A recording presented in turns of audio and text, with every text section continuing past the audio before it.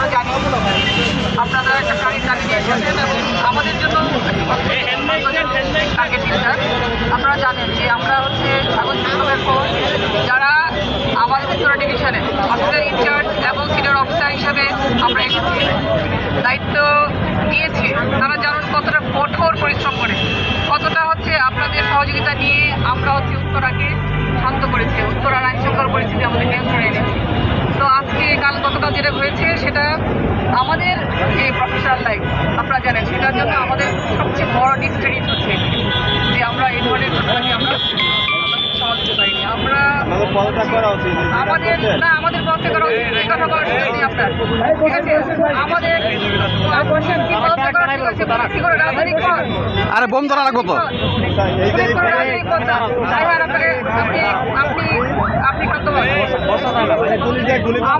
আমরা যারা এখানে আছি, আমরা যারা অ্যারেস্ট করেছি, অ্যারেস্ট করার ব্যাপারে কি আপনাদের সহযোগিতা নিয়েছিলাম? আমরা আমাদের দায়িত্বের দিক থেকে তাকে অ্যারেস্ট করার ব্যবস্থা করেছি। আমরা তাকে অ্যারেস্ট করেছি, ঠিক আছে? আগে শুনতে হবে, তাকে অ্যারেস্ট করার সমস্ত ব্যবস্থা আমরা করেছি। সুতরাং এটা আমাদের অ্যাচিভমেন্ট, কিন্তু সেই অ্যাচিভমেন্ট আমরা যাদের গাফলতির কারণে হয়েছে তাদের বিরুদ্ধে আমরা অলরেডি ব্যবস্থা নিয়েছি। আমরা হচ্ছে তাদের আরও তদন্ত কমিটি আমরা গঠন করেছি, আমরা প্রতিবেদন চাইব খুব শীঘ্রই।